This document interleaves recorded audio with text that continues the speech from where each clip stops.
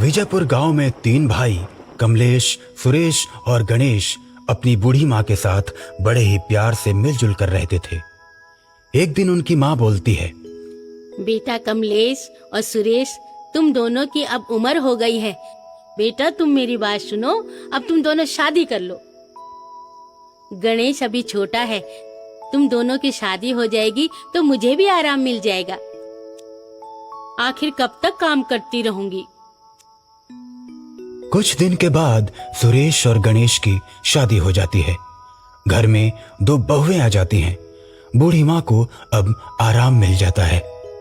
कुछ दिन तक तो दोनों बहुएं बूढ़ी माँ की खूब सेवा करती हैं। कुछ दिन के बाद कमलेश और सुरेश की नौकरी लग जाती है तो दोनों बहुओं के मन में लालच पैदा हो जाता है कि अगर वो अलग रहेंगी तो सब पैसा बचेगा।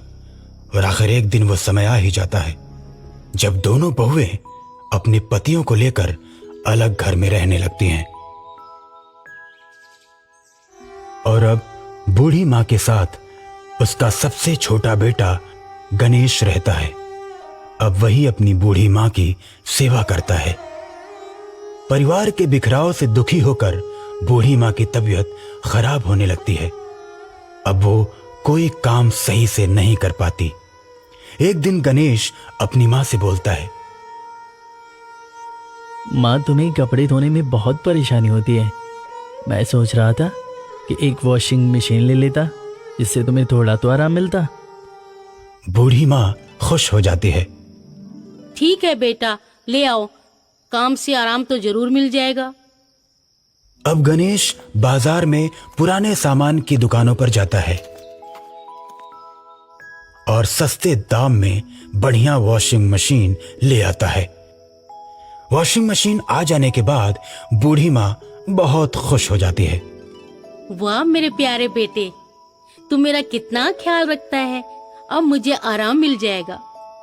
तो चिंता मत कर माँ, अब मैं तेरे लिए फ्रिज भी लाऊंगा, जिससे तू ठंडा पानी पिएगी।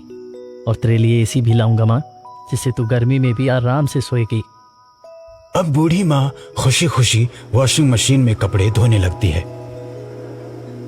एक दिन गणेश की माँ रात को कपड़े धो रही थी कि तभी वॉशिंग मशीन से एक चुड़ैल निकलती है, जिसे देखकर बूढ़ी माँ डर जाती है और गणेश को आवाज लगाती है। आवाज सुनकर गणेश दौड़ता हुआ माँ के पास आता है।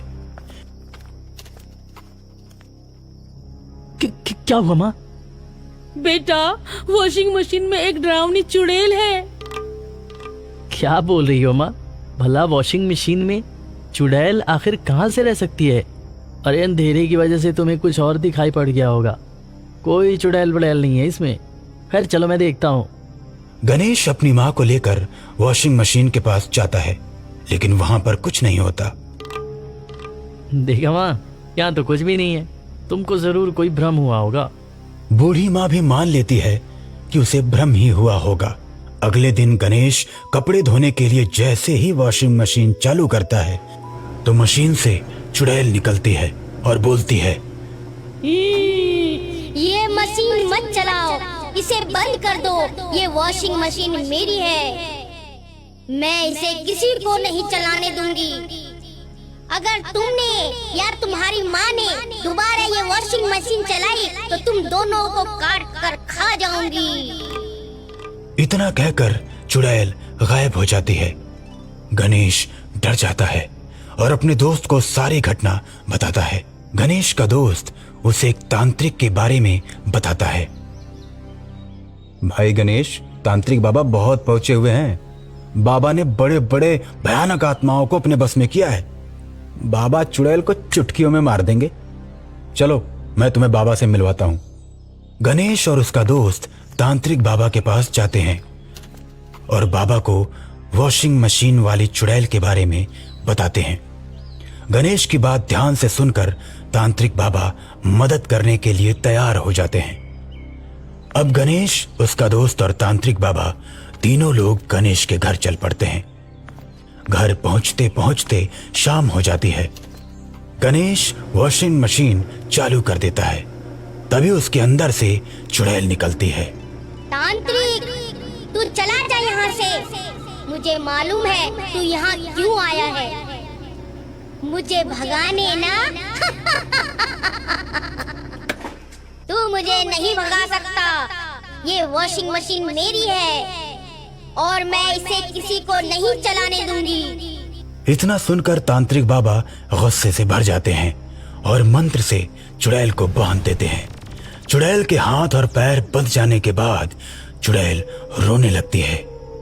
चुड़ैल को रोता देख बाबा बोलते हैं, क्यों रो रही हो तुम? बाबा, ये मशीन मेरी है। जब मेरी शादी हुई थी तो मेरे पापा ने ये वॉशिंग मशीन मुझे दी थी, लेकिन मेरी सास मुझे वॉशिंग मशीन से कपड़े नहीं धोने देती थी और मेरे पति से झूठ बोलकर मुझे पिटवाती थी। मेरे पति मुझे रोज मारते थे, इसलिए जीवन से तंग आकर मैंने आत्महत्या कर ली। इसलिए मैंने प्रण किया कि किसी को भी अपनी वॉशिंग मशीन नहीं चलाने दूंगी। मैं कुछ नहीं जानती, जो भी मेरी वॉशिंग मशीन को छुएगा उसे मैं नहीं छोड़ूंगी। मैं नहीं जाऊंगी, चाहे कुछ हो जाए।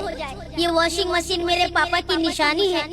अब तांत्रिक बाबा चुड़ैल को भस्म करने ही वाले होते हैं कि तभी गणेश बोलता है, बाबा जी, हम इस घटना के बारे में पुलिस को खबर करते हैं और इस चुड़ैल की सास को सजा दिलवाते हैं।